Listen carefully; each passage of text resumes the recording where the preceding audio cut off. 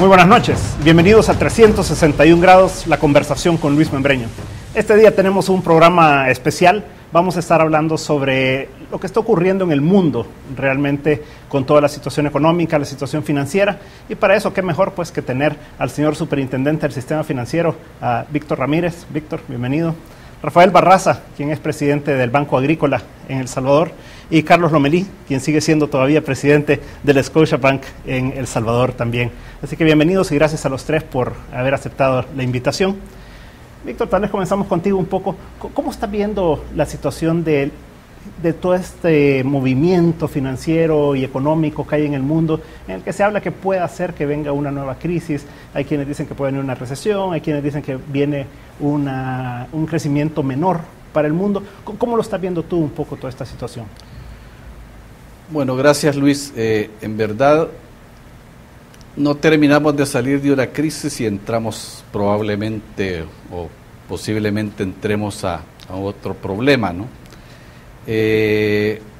La primera crisis, esta que nos golpea desde el tema con Estados Unidos, que inicia 2007, digamos, que es un problema de créditos riesgosos empaquetados en algo que se llama valores tóxicos. Fue una crisis distinta de esta que se está generando actualmente, ¿no? Esto más tiene que ver la actual con temas de riesgo soberano de países, y también esto que se genera en Estados Unidos ahorita, comparado con lo que se genera en Europa, quizás tiene dimensiones diferentes también. En Europa observamos Grecia con un problema de ingresos-gastos fuerte, el problema en Francia diferente, un problema en España distinto, en Portugal diferente, y quizás uno ve a Alemania como el país que está mucho mejor posicionado, ¿no? Entonces las crisis, parece ser, las causas son también diferentes, ¿no? Entonces, ¿qué esperar? ¿Qué uno como país, qué podría esperar de este nuevo problema o de esta nueva dimensión, de esta nueva crisis que puede avecinarse, puede llegar o no puede llegar? Probablemente uno puede pensar de que, dado que este país no tiene mucha relación con Europa, nos golpee menos o el impacto sea menor. Y digo, tenemos poca relación porque tampoco a nivel sistema financiero nacional tampoco tiene relación mucha con el sistema financiero europeo, de tal forma de que lo que pueda provenir y que puede impactarnos un tanto más en esta nueva dimensión de del avecinamiento de esta nueva crisis sería la relación que podamos o que tenemos con Estados Unidos, pero todavía eso está por verse, ¿no? Dado que cualquier problema serio que Estados Unidos ha enfrentado en el pasado, nivel de crisis, el impacto generalmente viene posteriormente a los países, ¿no? Con un rezago de más o menos 3 trimestres o 4 trimestres, ¿no? De tal forma de que yo pensaría que de aquí a un año estamos todavía en un proceso de que se tiene que desarrollar el problema que se tenga que desarrollar o se calma. Rafael, tú como economista, ¿cómo estás viendo la situación? ¿Estás viendo un double dip, o sea, una segunda caída, o crees que se va a poder controlar? Como dice el señor superintendente, es un tema diferente de los riesgos soberanos, pero mucho a las crisis fiscales, ¿no? Sí, Luis, yo creo que este momento que estamos viviendo en el mundo nos da pausa para poner 4 temas sobre la mesa.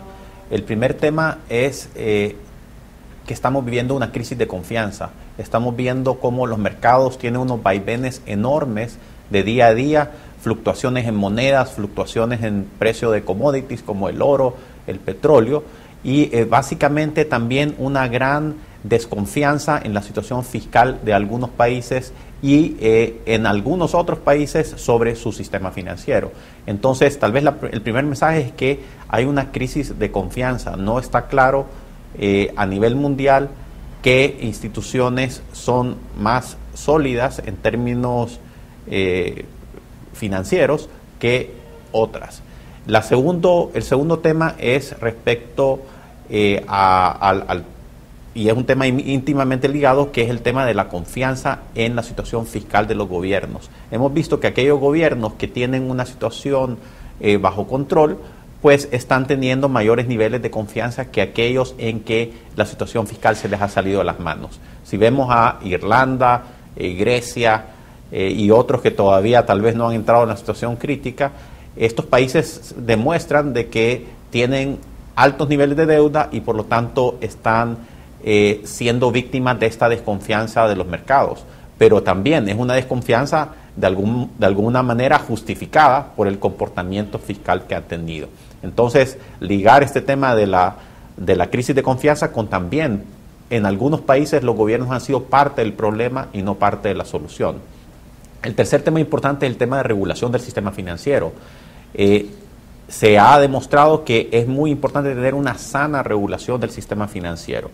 Es curioso que en América Latina, donde hemos tenido crisis financieras anteriores, hemos avanzado mucho en regulación. Y yo te diría que en América Latina, incluyendo El Salvador, tenemos sanas prácticas y mejores prácticas internacionales. Eso nos ha dado un poco de blindaje con respecto a la situación financiera de algunos bancos que que están sujetos a estas regulaciones que tal vez no son las mejores para el momento en que vivimos. Entonces, el tema es que hay que tener una sana regulación financiera, conociendo que los bancos somos básicamente resguardamos los depósitos del público y que esto tiene implicaciones macroeconómicas. Y el último punto que creo que es importante también reflexionar es el rol del sector privado y del crecimiento.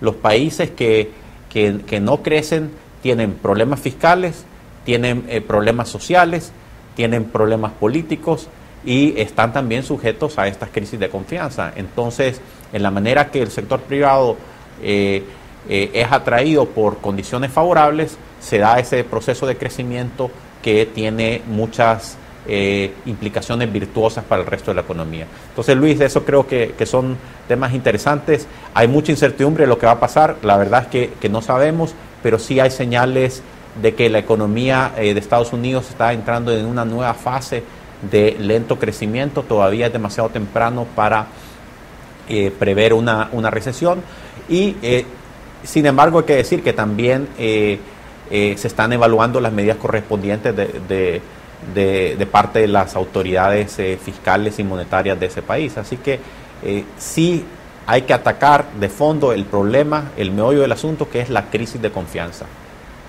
Carlos, ¿tú cómo estás viendo la situación mundial, Europa, Estados Unidos? ¿Crees que viene una situación crítica para el mundo o crees que vamos a poder sortearlo bien? Gracias, Luis. Mira, yo creo que esto también hay un evento que marcó un inicio diferente de esta crisis, que es de los eventos que sucedieron en Japón.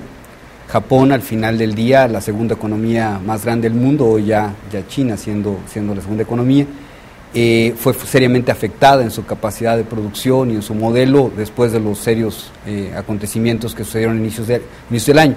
Y eso marcó también de alguna forma un cambio en lo que significaba el comercio entre los Estados Unidos y Asia por ser Japón tan importante en el comercio. Yo coincido con lo que han expresado Víctor y Rafa en términos de que aún es temprano para poder prever lo que va a suceder. Hay indicadores diferentes que muestran una falta de confianza en algunas cosas, unos indicadores que también van a invitar a mejores acuerdos entre países a futuro para poder sortear los problemas y que probablemente van a traer medidas que puedan ser duras de principio, pero buenas de largo plazo. Yo creo que los países han ido trabajando en dos situaciones. La primera, todos aquellos que tienen un déficit fiscal, probablemente por la propia economía puede ser un problema, pero hay algunos países que pueden estar siendo más afectados por alguna crisis de sus sistemas financieros.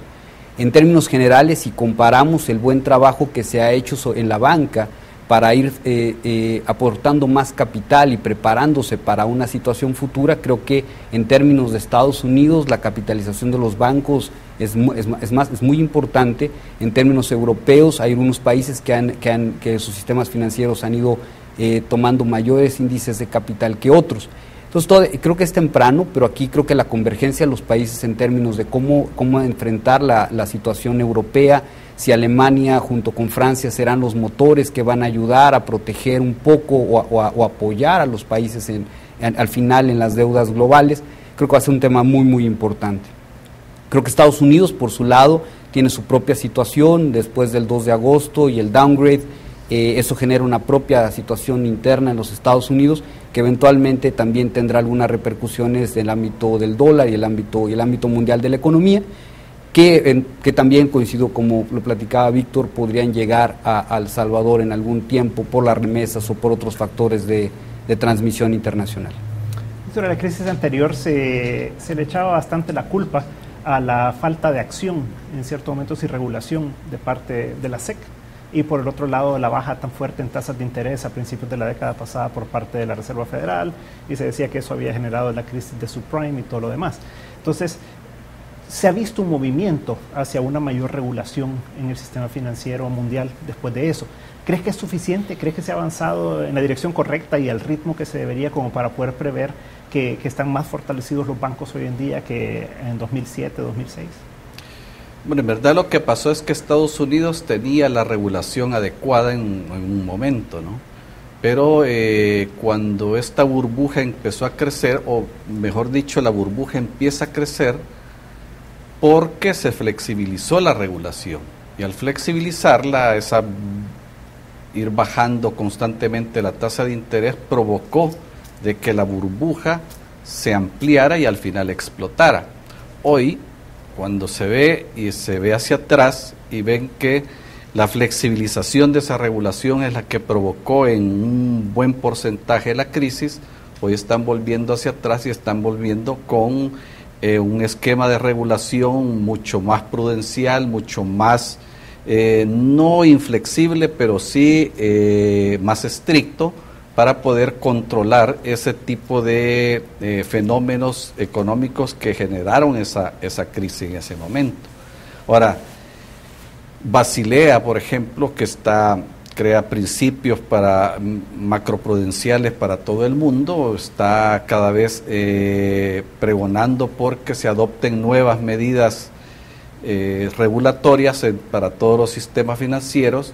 Y eso me lleva a pensar también en general de que hoy los sistemas financieros están mucho más preparados para enfrentar cualquier llegada de crisis internacional que lo que estaban en el 2007. Hoy han mejorado mucho más los marcos regulatorios y las exigencias de capital han subido. Entonces creo que eso ha mejorado a nivel internacional. En Europa se sigue todavía comentando el hecho de que la capitalización ha sido baja, ¿verdad?, en términos relativos a lo que vemos, por ejemplo, en El Salvador, que es una capitalización muy fuerte. En Estados Unidos, pues, se elevó un poco, pero Europa todavía como que tiene un trabajo por hacer ahí, ¿verdad? Europa parecería ser que tiene eso. Lo que pasa es de que las exigencias pasadas a lo mejor fueron tan chicas o mínimas que gradualmente quieren alcanzar metas de capitalización mayores, y lo que no pueden hacer quizás es ponerlo de una sola vez, llegar a esa meta en un periodo tan corto de tiempo, de tal forma de que lo que esperan hacerlo mucho más gradualmente, ¿no? Eso puede tener un efecto contrario, de tal forma de que si no están preparados o capitalizados en su momento y la crisis les llega, puede ser un problema serio, ¿no? Pero creo que en términos generales hoy se está mejor en lo que es marco regulatorio de lo que se estaba a inicios del 2007, cuando inició la crisis que está terminando. Ok. No nos cambie, en un momento estaremos con más información sobre lo que está ocurriendo a nivel internacional, a nivel bancario y a nivel económico.